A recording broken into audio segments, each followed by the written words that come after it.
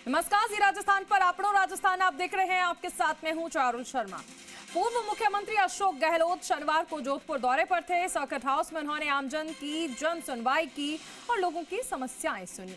इसके बाद मीडिया से बातचीत में गहलोत ने प्रदेश में कम बारिश को लेकर गंभीर चिंता जताते हुए राज्य सरकार को अभी से अकाल जैसी संभावित स्थिति से निपटने की तैयारी करने की सलाह दी।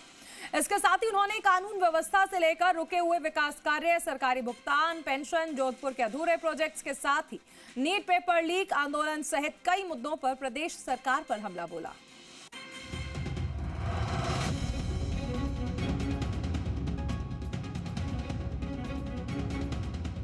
पूर्व मुख्यमंत्री अशोक गहलोत अपने चित परिचित अंदाज में मीडिया से मुखातिब हुए। जोधपुर दौरे पर आए गहलोत प्रदेश के 18 से 20 जिलों में कम बारिश पर चिंता जताते हुए प्रदेश सरकार से अभी से अकाल की तैयारी में जुट जाने की बात कही। उन्होंने कहा कि सरकार को पेयजल, पशुओं के लिए चारा और पानी की व्यवस्था पहले से सुनिश्चित करनी चाहिए। गहलोत बोले कि नीट पेपर लीक मामले में राहुल गांधी ने सबसे पहले मुद्दा उठाया।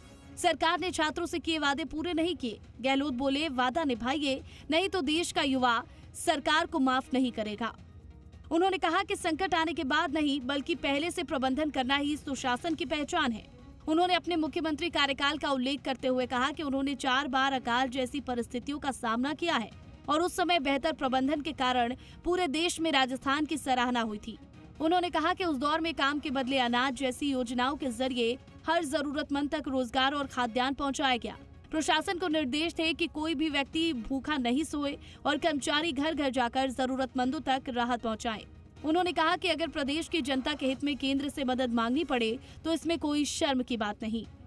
सरकार को चाहिए कि उसको बहुत ज़्यादा प्रायोरिटी से अभी से तैयारी करे और चाक चौबंद करे जिला प्रशासन को भी, स्टेट लेवल पे भी इसके बारे में तमाम कार्रवाइयाँ हों, समय पर सैंक्शन निकले, वरना उस पर स्थिति बिगड़ सकती है। ये मैं मेरे अनुभव से कह रहा हूँ, क्योंकि पहली बार मैंने 4 अकाल भुगते हैं लगातार, 4 अकाल, और इतना शानदार मैनेजमेंट हुआ, पूरे मुल्क की तारीफ हुई थी। वाजपेयी जी थे प्राइम मिनिस्टर वहाँ पर दिल्ली के अंदर, उन्होंने मदद करी हमारी। और आप देख लीजिए कि काम के बदले अनाज योजना, इतना शानदार काम चला और घरों में गेहूं की बोरियां रखने की जगह नहीं रही। पूर्व मुख्यमंत्री ने आरोप लगाया कि वर्तमान सरकार में कई विभागों के भुगतान रुकने के साथ ही पेंशन और रिटायरमेंट बेनिफिट तक अटके हुए हैं। दोबारा बिल बनवाने के आदेश दे रहे हैं। उन्होंने कहा कि सरकार की मॉनिटरिंग कमजोर पड़ गई है और प्रशासनिक व्यवस्था चरमरा रही है। गहलोत ने दावा किया कि प्रदेश में कानून व्यवस्था भी लगातार बिगड़ रहा है और आपराधिक घटनाएं बढ़ रही हैं। उन्होंने कहा कि विपक्ष लगातार सरकार को फीडबैक दे रहा है, लेकिन सरकार उसे गंभीरता से नहीं ले रही। ये आप देख रहे हो कि राजस्थान में बिगड़ती जा रही है। सरकार जब से आई है, तमाम विभागों में पेमेंट नहीं हो रहे हैं।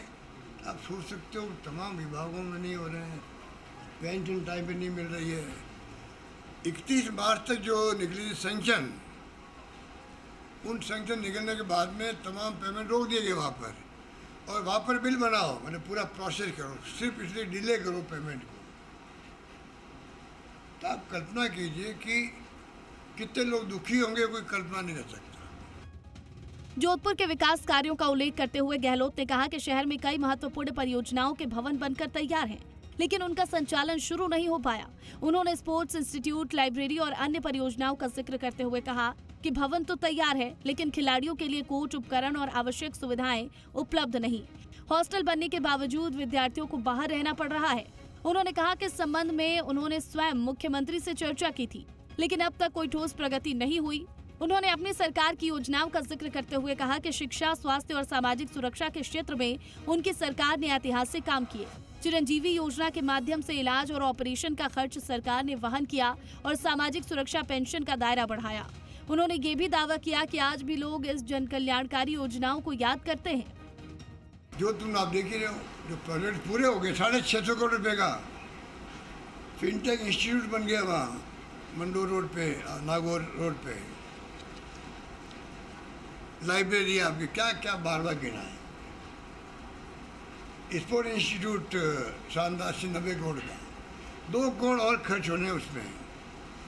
और वो कहते हैं संस्थान की हम सरकार से नहीं मांग रहे हैं, हमारे पास पैसा है, खाली परमिशन मांग रहे हैं तो सरकार से खर्च करने की। गहलोत यही नहीं रुके। उन्होंने सरकार पर निशाना साधते हुए कहा कि वर्तमान समय में सरकार को राजनीतिक बयानबाजी छोड़कर प्रदेश की वास्तविक समस्याओं पर ध्यान देना चाहिए। उनका कहना है कि कम बारिश को देखते हुए सरकार को किसानों, पशुपालकों को आमजन के हित में अग्रिम तैयारियां करनी होंगी ताकि संभावित संकट से समय रहते निपटा जा सके।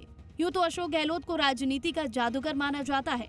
अब चूंकि हाईकोर्ट के आदेश के बाद प्रदेश में पंचायत और स्थानीय निकाय के चुनाव होने हैं, तो ऐसे में माना जा रहा है कि इन चुनावों से पहले जादूगर के तेवर राजनीतिक माहौल में गर्माहट पैदा कर सकते हैं।